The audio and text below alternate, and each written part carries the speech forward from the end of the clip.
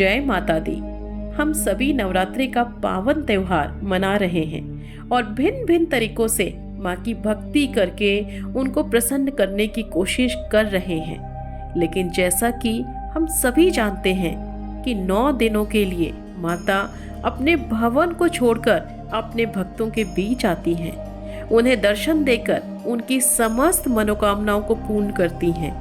और हम सभी अपने अपने सामर्थ्य के अनुसार, अपनी अपनी क्षमता के अनुसार माता की पूजा अर्चना करते हैं और तरह तरह के उपायों से माँ को प्रसन्न करने की पूरी कोशिश करते हैं। लेकिन जैसा जिसका भाव होता है, माँ वैसे ही उसे दर्शन भी देती हैं। तो इन 9 दिनों की भक्ति करने के बाद माता की विदाई भी तो करनी होती है, ताकि माँ वापस अपने भवन में जाकर विराजमान हो सके।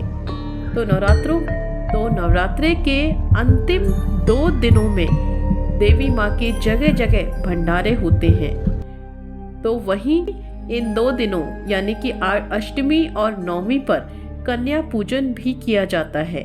और नवरात्रों में कन्या पूजन का बहुत ही ज़्यादा महत्व है। तो इसीलिए कन्याओं को कन्या पूजन के लिए घर पर आमंत्रित किया जाता है और उन्हें भोजन कराकर, भेंट देकर और अपने सामर्थ्य के अनुसार उन्हें दक्षिणा देकर विदा किया जाता है। ऐसा करने से माँ दुर्गा का विशेष आशीर्वाद प्राप्त होता है। इसके बाद 10वीं के दिन माँ की विदाई का समय आ जाता है, जो कि सच में बहुत भावपूर्ण होता है।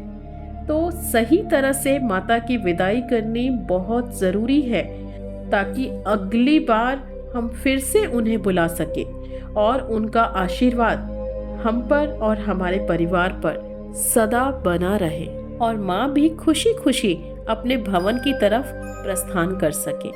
तो जिस तरह बेटियाँ अपने ससुराल से मायके घूमने आती हैं और कुछ दिन रहकर वापस लौट जाती हैं, उसी तरह माँ दुर्गा भी अपने मायके यानी कि इस धरती पर आती हैं और 9 दिन के बाद अपने ससुराल यानी कैलाश वापस माता पार्वती के रूप में भगवान शिव के पास लौट जाती हैं।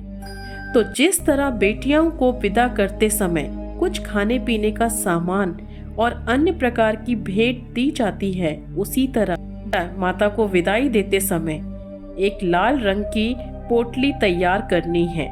इस पोटली में 1 मुट्ठी चावल रखना है, 1 हल्दी की गांठ लेनी है और कुछ दूर्वा घास रखना है। साथ ही इसमें कुछ मिठाई रखेंगे और अपने इच्छा के अनुसार इसमें दक्षिणा रखेंगे। और इसके बाद माता का श्रृंगार भी रहेगा।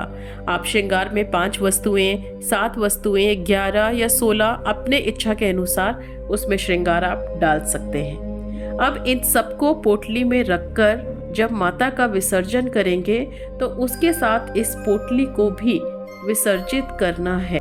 ऐसा इसलिए किया जाता है ताकि उन्हें देवलोक तक जाते जाते कोई भी तकलीफ ना हो, और ऐसा करने से पूरे वर्ष माता की कृपा और आशीर्वाद हम सब पर बना रहता है।